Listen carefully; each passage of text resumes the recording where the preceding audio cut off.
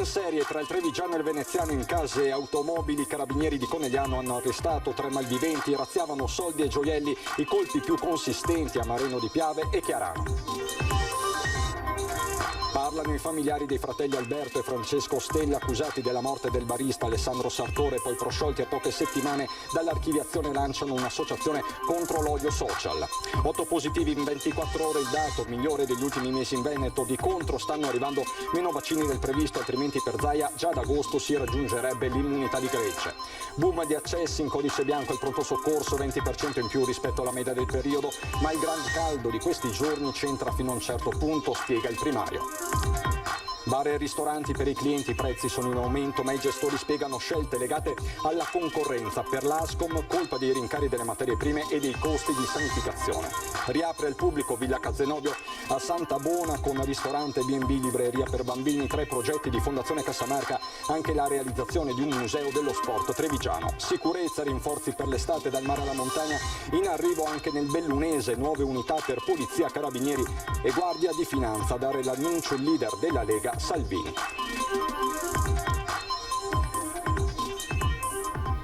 Bentrovati, buonasera telespettatrici, telespettatori di Antenna 3. È la cronaca ad aprire questa sera il nostro telegiornale con una operazione dei carabinieri che hanno tratto in arresto 3 malviventi. Colpivano in diverse abitazioni del Trevigiano e della provincia di Venezia. Vediamo i particolari. I carabinieri della compagnia di Conegliano, al termine di una complessa indagine coordinata dalla Procura di Treviso, hanno dato esecuzione a 3 arresti, 2 in carcere e 1 ai domiciliari a carico di Massimo Viviani di 42 anni, Francesco Udorovic di 48 anni e Omar Terribile di 27 anni. I 3 sono ritenuti responsabili di una serie di furti registrati negli ultimi mesi in abitazioni e in automobili nel Trevigiano e nel Veneziano. Le indagini nascono a seguito di un furto avvenuto qui nel comune di Chiarano, un furto abbastanza consistente dove sono stati asportati monili in oro per un grosso controvalore. I furti venivano messi a segno la mattina in abitazioni isolate con facili vie di fuga, stessa modalità per le auto. Venivano prese di mira quelle parcheggiate in strade laterali senza traffico o in cortili incustoditi. Nel gennaio 2021 la banda aveva rubato una borsa da una macchina in sosta a Musile di Piave e delle carte di credito sempre da un'automobile nelle vicinanze di una casa di Ponte di Piave.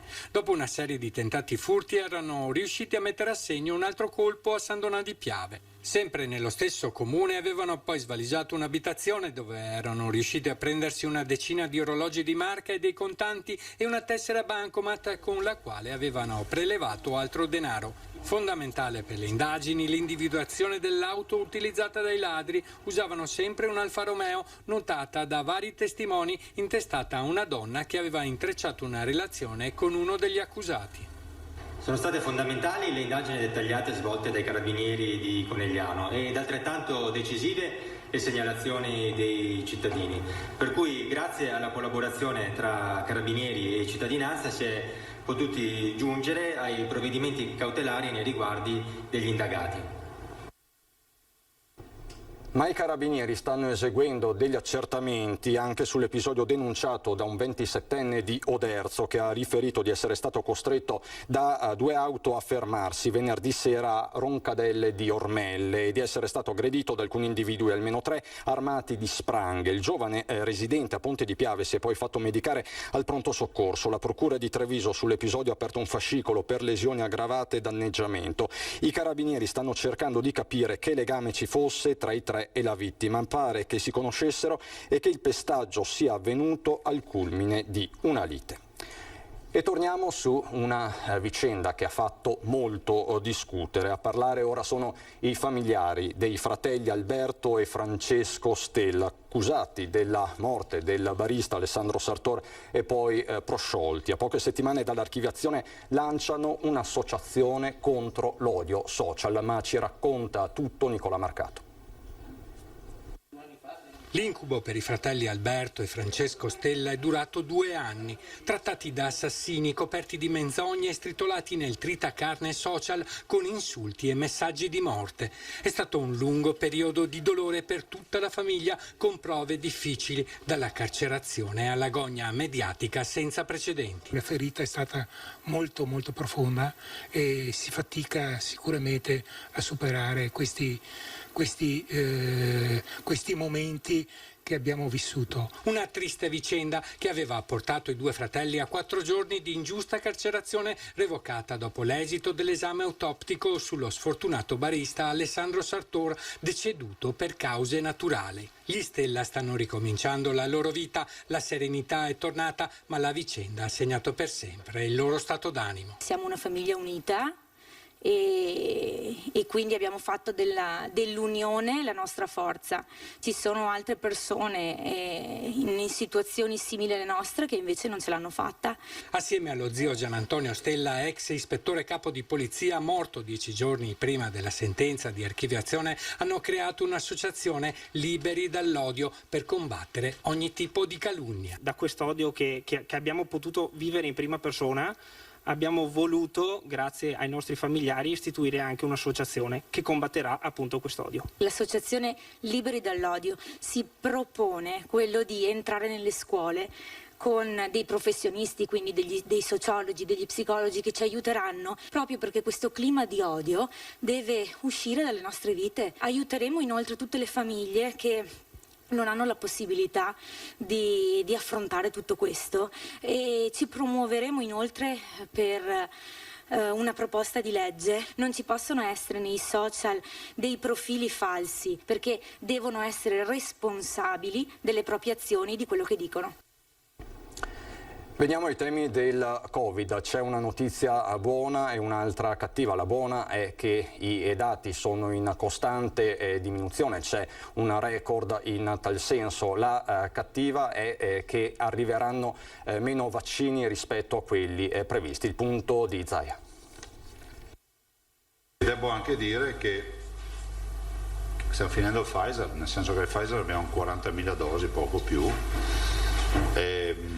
Per cui c'è il problema della disponibilità di vaccino. La notizia arriva un po' in sordina e segue il dato assolutamente positivo dei soli 8 nuovi contagiati da Covid nelle ultime 24 ore in Veneto, il dato migliore da mesi, cui però Zaia fa seguire un'ultima ora. Alle promesse di nuovi arrivi del generale Figliuolo in Veneto soltanto il 13 maggio scorso non ha fatto seguito un reale cambio di passo nelle consegne. Dal 23 di aprile a luglio, con le previsioni di tutto questo periodo, siamo a meno 25,60 di Pfizer e meno 65,74 di Moderna. Ne parlavo anche l'altro giorno col commissario Figliuolo, anzi l'altro giorno, sabato sera, e c'è questo tema, c'è il tema che ci vuole una fornitura, c'è una straordinaria di vaccini. La Regione continua a mantenere una media di 40.000 vaccinazioni al giorno, una macchina dunque che non sfrutta ancora tutto il suo potenziale organizzativo.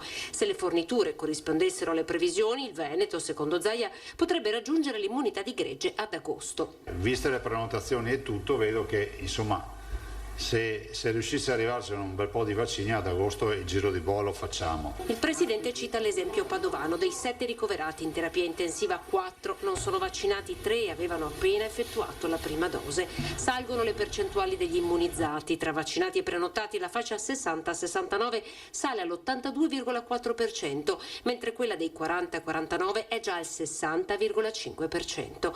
Domani il piano di sanità pubblica, già approvato dal CTS, andrà in giunta. Prevede screening a campione sulla popolazione. Non solo di fare tamponi di screening, che quelli di base ci servono, ma addirittura di pensare a target più importanti, rincorrendo ovviamente fasce di popolazione che sono fuori, avulse da questo sistema, no? Quindi c'è i luoghi di aggregazione, i centri estivi, eccetera. L'ultimo passaggio è per il mondo delle discoteche, ad oggi ancora fermo e sul quale il CTS dovrebbe esprimersi proprio oggi. Il presidente Zaia giovedì all'incontro con Mattarella fa sapere che si schiererà a fianco della categoria. Oggi sono letteralmente dimenticati e vediamo poi cosa accade in giro per le piazze. Cioè, le immagini che arrivano dalle piazze ci dicono che in discoteca sono più sicuri. Punto. E l'appello mio che faccio al governo che metta mano subito a queste aperture.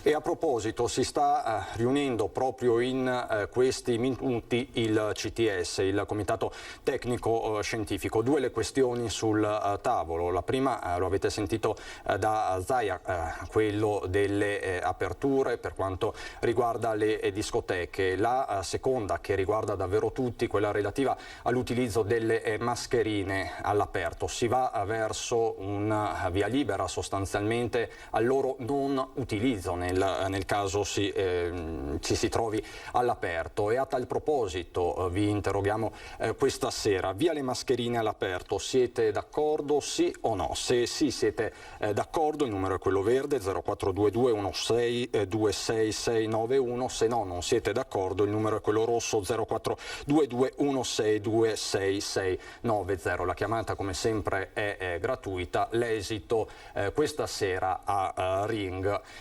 Chiaramente chiamate e diteci la vostra, il tema è di assoluta attualità. Tra l'altro c'è anche un aggiornamento dell'ULSS 2 Marca Trevigiana. Poco fa è stato fatto un punto da parte del direttore generale Benazzi, perché ci sono delle ripercussioni anche sulla campagna vaccinale sul territorio. Abbiamo parlato di una disponibilità più bassa di dosi rispetto al previsto. Questo significa che fino ai primi di luglio saranno garantite circa 50.000 vaccinazioni a settimana come fatto finora. Poi per i primi 15 giorni di luglio ci saranno all'incirca 35.000 dosi alla settimana. Il direttore generale ha assicurato che i richiami non si toccano, quindi ci sono delle ripercussioni, delle conseguenze rispetto alle dosi meno che arriveranno in Veneto. Tra l'altro il direttore generale ha anche detto che si è registrato in questi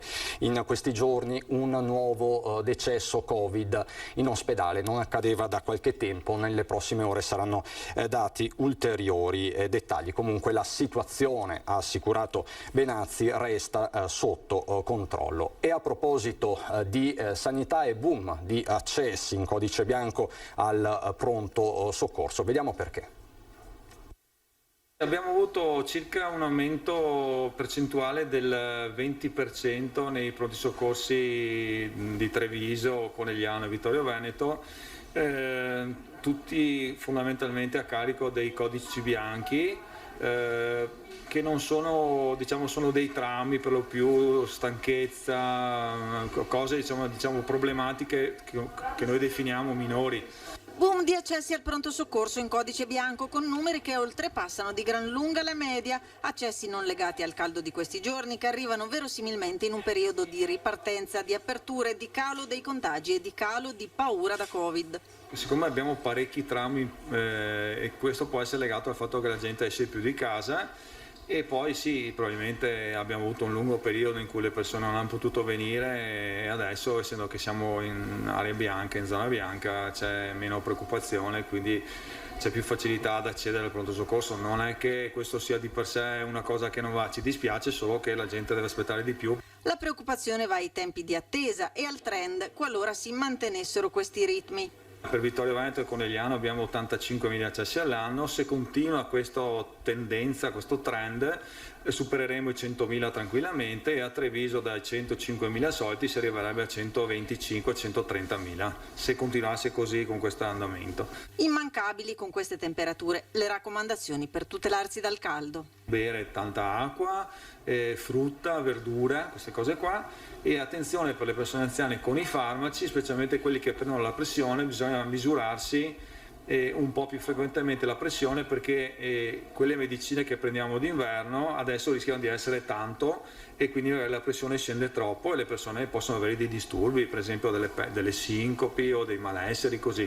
Quindi in questi casi, se si accorge che la pressione è troppo bassa, basta rivolgersi al proprio medico che correggerà la terapia, come fanno comunque i colleghi tutti gli anni, quindi è normale. Vi parlavo poco fa di un decesso Covid che si è registrato negli ospedali trevigiani negli ultimi giorni. Si tratta, lo dice ora l'ULS 2, di un uomo del 50, quindi classe 1950, straniero, deceduto a Vittorio Veneto. Però attenzione, mi dicono il 4 di giugno, quindi si vede che è stato contabilizzato in queste ore, in questi giorni, quindi con i nuovi bollettini. Questa quindi la situazione per dovere di informazione. Ma il ritorno alla normalità sancisce anche un altro fenomeno, quello dell'aumento dei prezzi ai consumatori al supermercato ma anche al bar. Sì, un po' sì, noi non siamo di Treviso, comunque in generale abbiamo notato che i prezzi sono un po' aumentati. A livello del 15-20% in determinati prodotti. In generale si vede anche sulla spesa totale, magari uno ci fa caso così nel dettaglio, 50 centesimi, un euro, 2 euro, uno magari non lo nota. Sì, dappertutto, in questa crisi è aumentato dappertutto. No, frequento sempre lo stesso, quindi mi trovo bene. Leggermente, sì.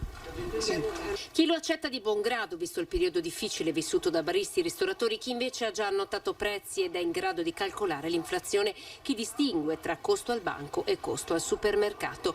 Che i prezzi siano stati ritoccati al rialzo in alcuni bar e ristoranti del centro è innegabile, per beni come la bottiglietta d'acqua oppure il tramezzino. Chi non lo ha fatto a Treviso ha fatto una scelta consapevole per gestire la concorrenza. Siamo poi su una piazza dove siamo in 5 bar al momento, in una piazza molto piccola, e per cui devi stare anche un po' al passo con gli altri, perché bastano i 10 centesimi che vanno dall'altra parte. Sarebbe il caso, ma in questo momento non si può fare, perché la gente si accorge, oppure la gente si potrebbe anche capire che noi abbiamo dei costi anche di affitti, personale, tutto quello che è l'indotto sulla nostra attività. Però tanta gente ci rimane un po' male. Stefano Barangoni della pizzeria Da Fausta a Treviso dal 1957 spiega che le politiche sono state diverse anche con l'asporto in lockdown. In lockdown non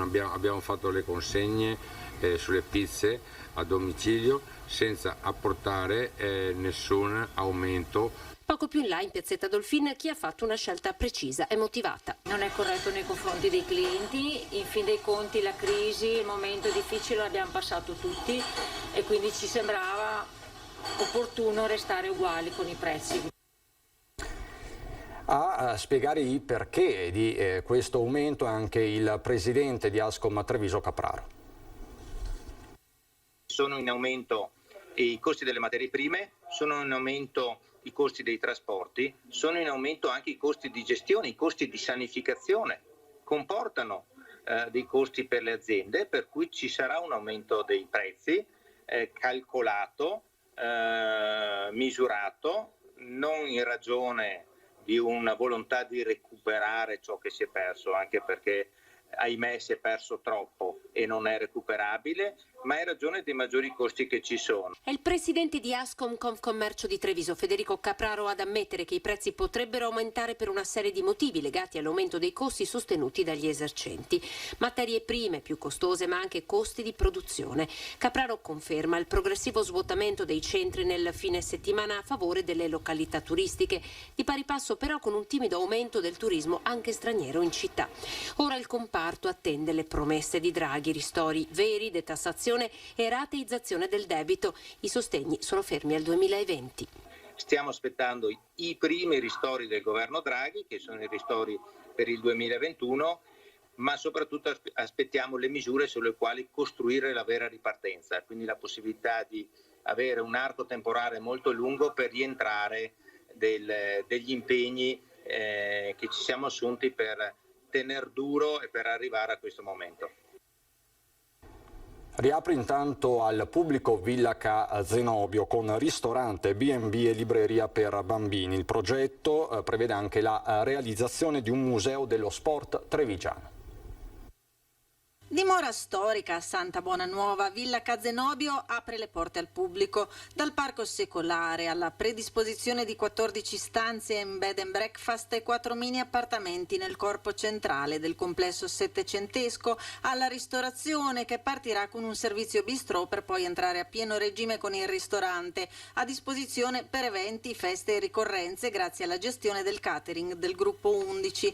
Poi la sala della musica riservata ai concerti, quello inaugurale del 21 giugno andato immediatamente sold out, location storica che conserva importanti testimonianze figurative della decorazione settecentesca che ospiterà una serie di iniziative anche rivolte ai bambini, così come la libreria allestita nelle serre. La Fondazione Casamarca, quando ha pensato a un progetto che coinvolgesse Cazenobio, ha avuto in mente come prioritario target quello dei ragazzi, dei bambini. Prova ne sia che la libreria che abbiamo allestito è soprattutto volta incentrata sulla letteratura per l'infanzia.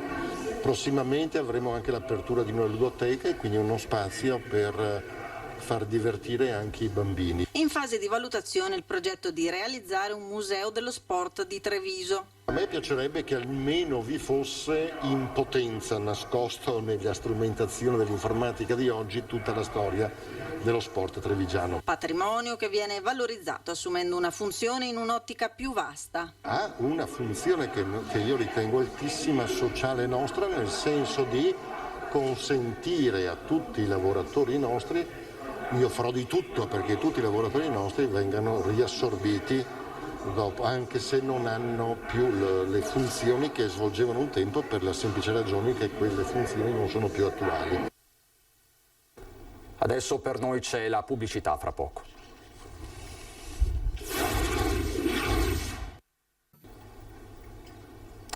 Di nuovo in studio per parlarvi di Davis, 21 anni di Sanfior, che è in attesa di trovare un donatore compatibile di midollo. Come lui, altri 3 cittadini veneti, 2 di loro, pensate, hanno soltanto 5 anni. Questo è il nuovo appello di ADMO. Davis, Luca, Fabiano, Luisa, 4 cittadini veneti di cui 2 bambini di 5 anni che stanno in questo momento lottando con la vita e la loro malattia, in attesa di un trapianto di midollo osseo. Dall'altra parte ci sono i giovani dai 18 ai 35 anni che possono donare. ADMO ha affidato anche a noi un nuovo appello perché c'è bisogno di donatori. Partiamo da Davis perché Davis è un ragazzo della nostra provincia dove necessita appunto di trapianto di midollo osseo. E insieme a Davis tante altre persone sono in attesa e hanno bisogno di una nostra scelta consapevole, hanno bisogno di un donatore compatibile. E iscriversi al registro vuol dire mettersi a disposizione per un paziente X che ha bisogno di un trapianto. Il comune di Sanfior, che dà i natali a Davis lunedì 14, ha organizzato una serata di sensibilizzazione in collaborazione con ADMO. Dal registro regionale, nazionale e mondiale la possibile risposta, il cosiddetto match per trovare un fratello genetico. Per iscriversi al registro IBMDR, che è il registro appunto italiano dei potenziali donatori di midollo osseo, serve recarsi presso un centro trasfusionale con appuntamento, ovviamente, il centro trasfusionale più vicino a casa. Basta fare un semplice prelievo di sangue e un colloquio con il medico. Da qui si entra nel registro e si rimane a disposizione fino ai 55 anni di età. Più persone si iscrivono al registro e più c'è la possibilità di trovare una cura per questi pazienti che sono in attesa di trapianto. Ricordiamo che la compatibilità tra donatore e ricevente è pari a 1 su 100.000 e direi che è un numero tanto grande, ecco il perché più persone si iscrivono più c'è la possibilità di salvare delle vite. I requisiti richiesti sono avere tra i 18 e i 35 anni, pesare almeno 50 kg. La donazione nella maggior parte dei casi si fa in aferesi. Le piastrine sono prelevate dal braccio come una sorta di prelievo del sangue. Ad oggi in Veneto da inizio anno sono state effettuate 33 donazioni, mentre nel 2020 erano state 23.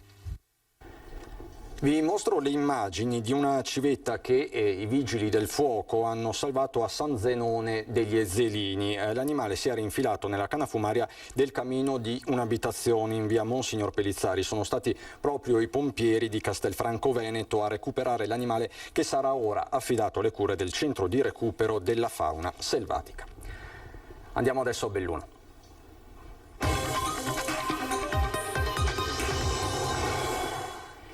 I temi della sicurezza in primo piano perché oggi è stato fatto un importante annuncio.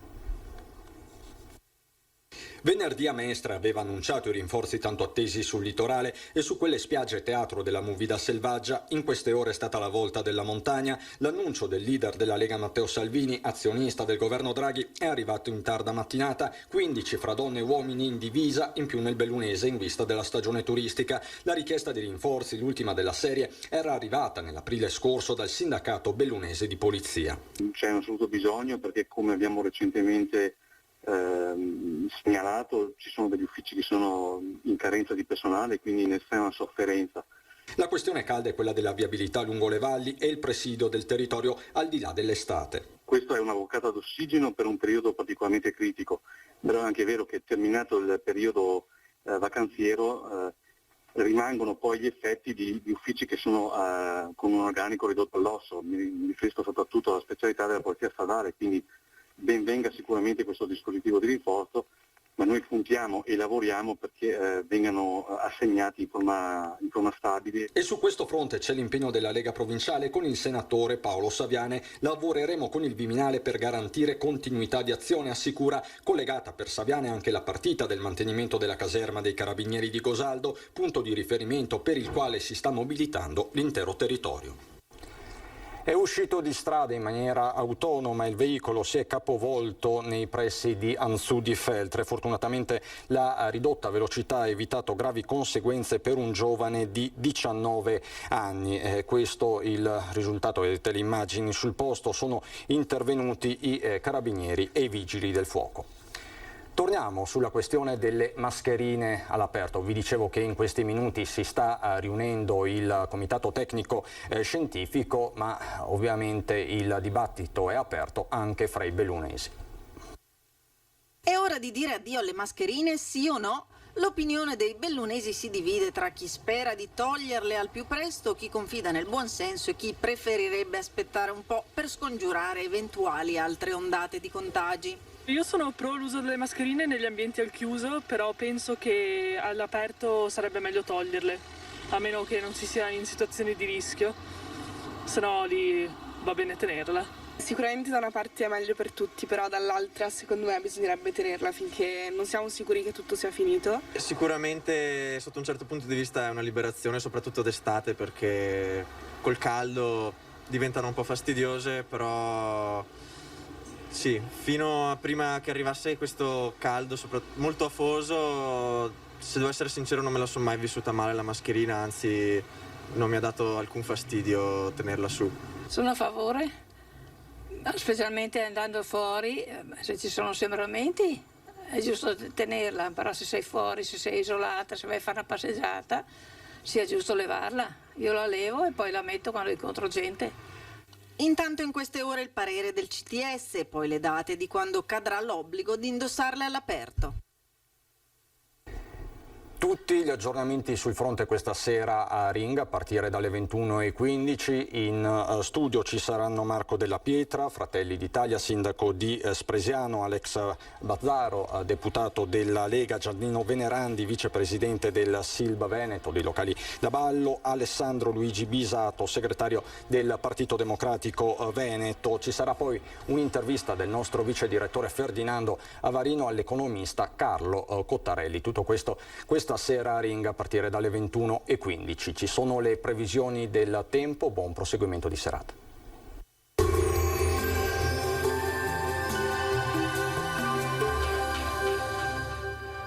Lasciati ispirare dai nostri pavimenti e rivestimenti R di bagno. Tu scegli, noi pensiamo a tutto il resto. Meneghel, Aroncade, Treviso. Benvenuti al meteo. L'ondata di caldo africano non molla alla presa, nessuna tregua, con l'aria rovente che insisterà anche nei prossimi giorni. Vediamo insieme il dettaglio di martedì 22 giugno.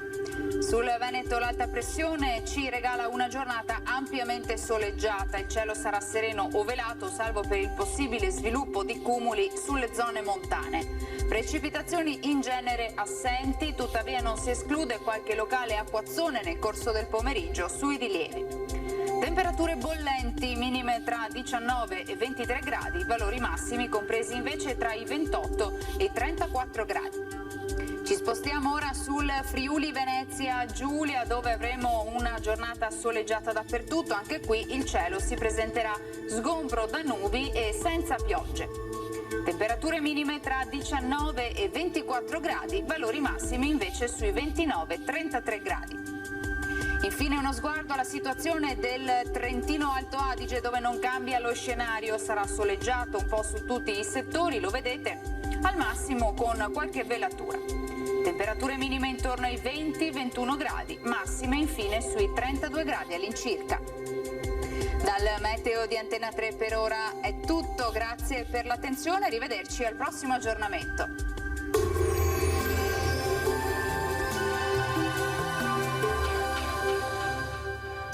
Lasciati ispirare dai nostri pavimenti e rivestimenti R di bagno. Tu scegli, noi pensiamo a tutto il resto. Meneghel, Aroncade, Treviso.